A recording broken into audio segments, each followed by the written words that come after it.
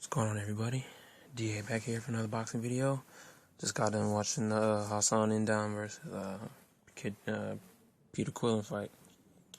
Alright, man, this fight was crazy. Like, it was more of a battle of attrition than it was an actual battle. You know what I mean? It was a combination of like heart, power, ferocity, and overall intestinal fortitude. I wasn't necessarily making a comparison. I was more so just trying to figure out which was more powerful, Hassan Indam's jaw or Peter Quillin's left hook. You know, I mean, yeah, Hassan Indam got knocked down 6 times. You know how the quote goes. It says it's not how many times you get knocked down, but how many times you get back up. And that's exactly what Hassan Indam did. He got up and fought every second of every round. I mean, yeah, Indam's fundamentals of boxing weren't exactly up to par next to Quillin. However, each time that man got knocked down, Hassan I'm talking about, he got up and he fought. That is the heart of a champion. You know what I mean? And the folks in New York didn't necessarily give Hassan his props near the end of the fight. Like, yeah, they were cheering on the fight. They were cheering on the entire fight because it was a damn good It wasn't necessarily a back and forth battle, but it was a damn good fight for sure.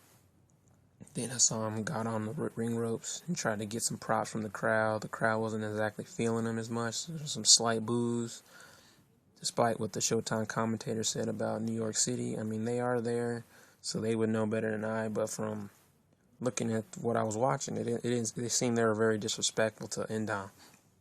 Then again, they from New York, so what can you expect? Overall, what I thought of Peter Quillin's performance, I mean, I give him, I give him props. I give him a B minus. You know what I mean? I give him a strong B minus. In the beginning of the fight, Hassan was real jumpy. Bouncing up and down a little bit, making it hard for Quillin to actually land, to get his flow going. He didn't really understand the distance between him and Hassan. He was missing a lot. Hassan was landing pretty good shots. I think the commentators may have given Hassan a few of the early rounds, if I'm not mistaken. But then after a while, Quillin started to get into his own. Started landing, especially the hooks. The hooks he was just throwing hooks like crazy. Once he started to manage the distance, he started to acquire the combinations, throwing the sets, stringing them together. He wasn't so much fighting in the pocket as Indam was coming in when he was just throwing crazy haymakers from just out of nowhere. Quillin, he managed that. He really started to connect, and Indam he was relentless with his pressure. He just kept coming, and that's pretty much what ended up in the 6 knockdowns. And there was 2 knockdowns per every time Quillin managed to get a knockdown. There was 2 of them in the round. So out of the rounds, there were 6 of them altogether. I'm sure a lot of people are probably saying that, they should have stopped the fight. Yada yada. They should have stopped the fight. 6 knockdowns, like, come on. Yeah, but they weren't they were hard knockdowns. I mean, Quillin hit Indam a few times to where the dude was literally like, he fell to his corner. Like, he knocked him down like towards the end of I think it was the end of the second round or second round, sorry. It was like the 4th round or something. Indam fell to his corner. Like, he was stumbling all the way there. It was hilarious.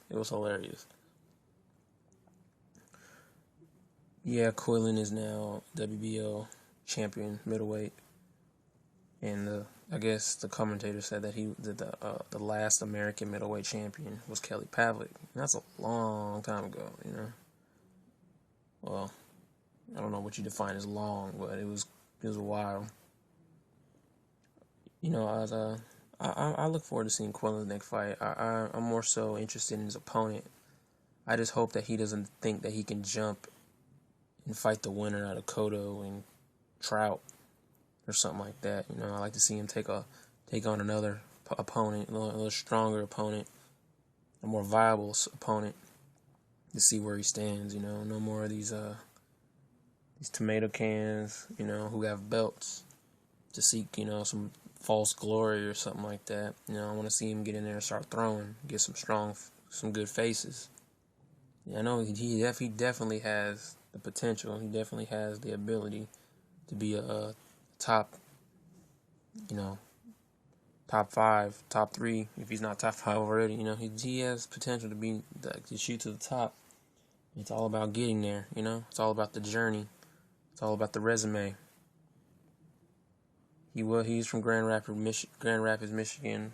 I think Al Bernstein said that he really favors the Floyd Mayweather style.